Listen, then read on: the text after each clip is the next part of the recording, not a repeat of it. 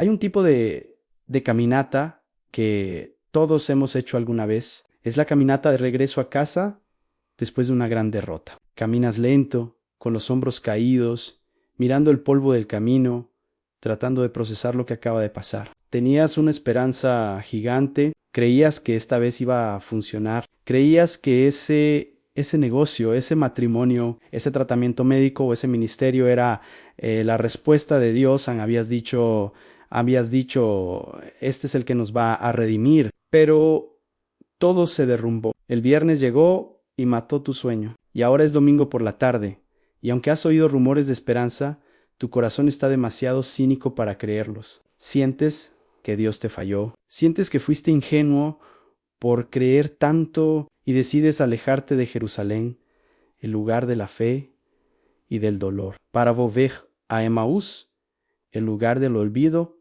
y la resignación en An.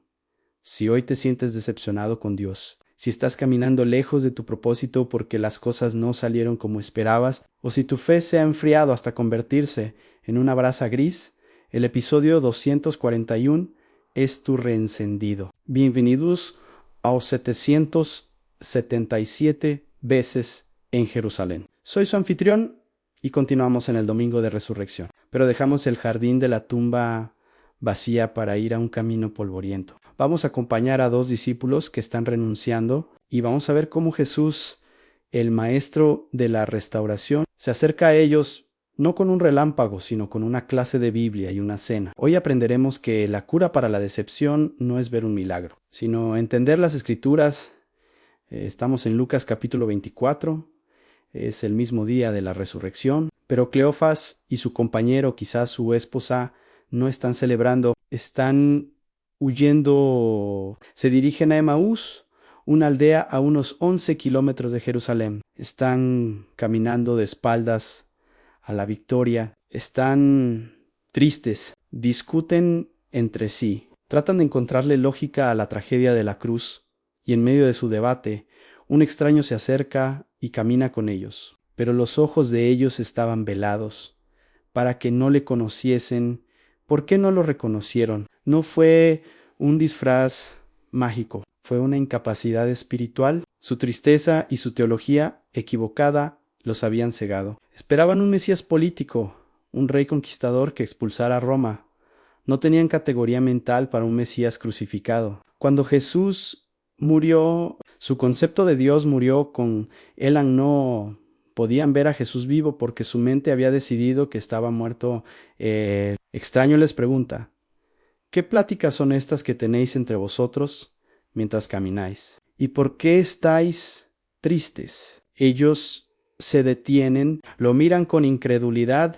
¿Eres tú el único forastero en Jerusalén que no ha sabido las cosas que en ella han acontecido? La ironía es deliciosa. Le están preguntando al único hombre que realmente sabía lo que había pasado, porque él lo protagonizó. Si no sabía las noticias, y entonces le cuentan su dolor, y en el versículo 21 sueltan la frase que resume toda la decepción humana. Pero nosotros esperábamos que él era el que había de redimir a Israel. Fíjate en el tiempo verbal, esperábamos pasado imperfecto, teníamos esperanza, pero ya no. Se acabó, murió el viernes, y con él murió nuestra fe. Esta es la crisis de las expectativas no cumplidas. Ellos tenían el dato correcto, Él es el Redentor, pero la definición incorrecta de redención. Querían redención de Roma, Él trajo redención del pecado. Querían un trono, Él subió a una cruz. Cuando Dios no actúa según nuestro guión, asumimos que ha fallado, cuando en realidad está escribiendo una historia mejor que no entendemos. Cuentan que algunas mujeres fueron al sepulcro y no hallaron el cuerpo, y que vieron ángeles, pero añaden con escepticismo, pero a él no le vieron. Tienen los hechos tumba vacía, pero no tienen la fe, Ani. Y entonces el extraño toma la palabra y no les dice: sorpresa, soy yo, miren mis manos. No, Jesús decide ocultar su identidad un poco más. ¿Por qué? Porque si se revelaba en ese momento, ellos se habrían emocionado, pero seguirían siendo ignorantes, Habrían creído en la resurrección como un milagro aislado, pero no habrían entendido el propósito de la cruz.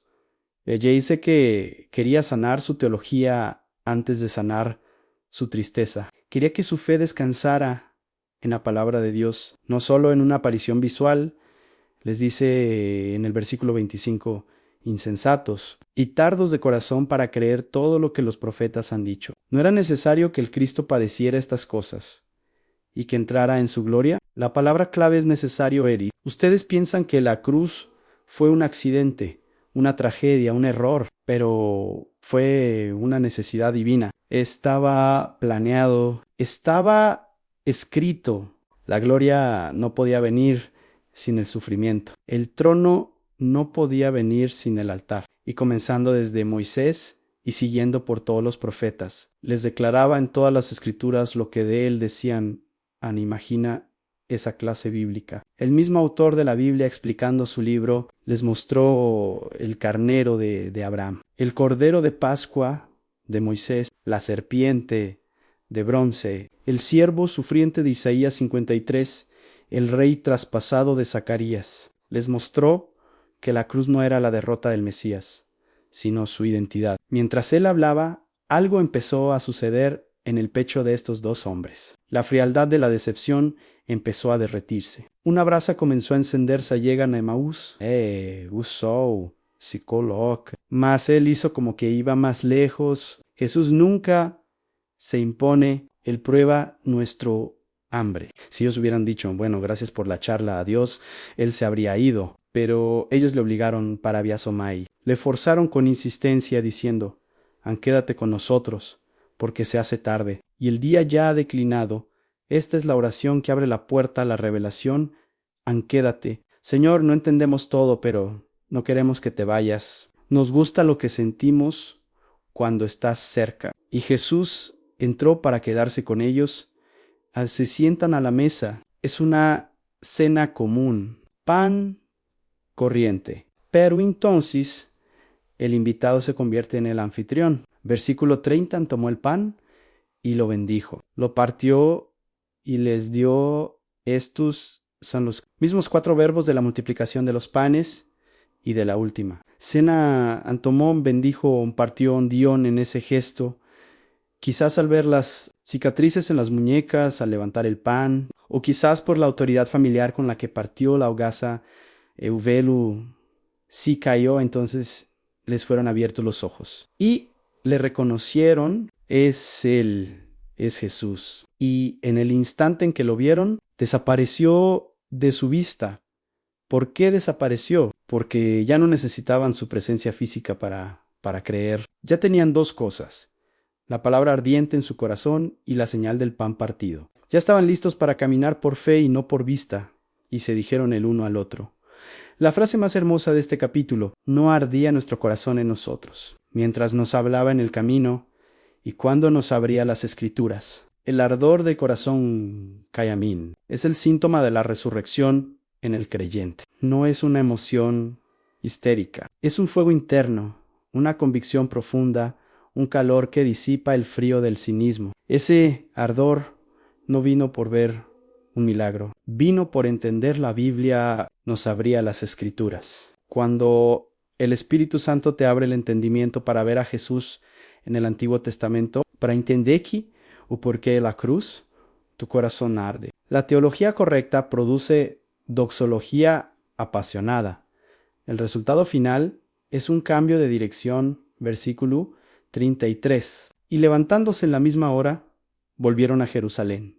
Ya era de noche. El camino era peligroso. Estaban cansados. Habían caminado 11 kilómetros de ida, pero ahora no les importa. Tienen fuego en los huesos. Corren de vuelta a Jerusalén. Hace unas horas se alejaban de la comunidad. Ahora corren de vuelta a ella. Encuentran a los 11 y gritan: ha resucitado el Señor verdaderamente. Amado oyente, Emaús es el camino de la restauración. Quizás tú estás en ese camino hoy, te estás alejando de Jerusalén. Te estás alejando de tu llamado y tu iglesia, de tu esperanza, porque estás decepcionado. Dices, yo esperaba que Dios hiciera X y no lo hizo, y se acerca a ti hoy, camina contigo en tu decepción. No te regaña por estar triste, te pregunta, ¿qué te pasa? Pero luego te lleva a la palabra. Te dice, ¿no era necesario? ¿No ves que tu sufrimiento actual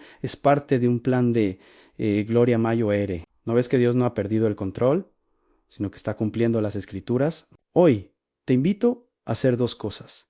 Abre la Biblia. No busques solo experiencias emocionales. Busca a Cristo en la ley, en los salmos y en los profetas. Pídele que Chi abra las escrituras. La cura para tu frialdad espiritual es una nueva visión de la cruz. En la palabra invítalo a la mesa. Andale, quédate con nosotros. Invítalo a tu cena, a tu casa, a tu caos. Y deja que él parta el pan, deja que él tome el control de la mesa. Cuando haces esto, tus ojos se abrirán. Te darás cuenta de que Él estuvo contigo todo el tiempo, en cada kilómetro del camino de decepción, aunque no lo reconocieras. Y tu corazón volverá a arder, y tendrás fuerzas para levantarte en la misma hora. Dejar tu resignación y volver a la misión, a la decepción, es un capítulo, no el final del libro. Jesús está vivo, y Él camina con los que huyen para traerlos de vuelta a casa. Gracias por acompañarnos en este camino de fuego, en 777 veces en Jerusalén. En nuestro próximo episodio veremos la última resistencia de la incredulidad. Nos encontraremos con un hombre que dijo, ansí no veo en sus manos la señal de los clavos. No creí. Exploraremos Juan 20 en Tomás el Mellizo, la duda honesta y la bienaventuranza de los que no vieron. En el episodio 242, que tu corazón arda con su palabra hoy. Hasta la próxima.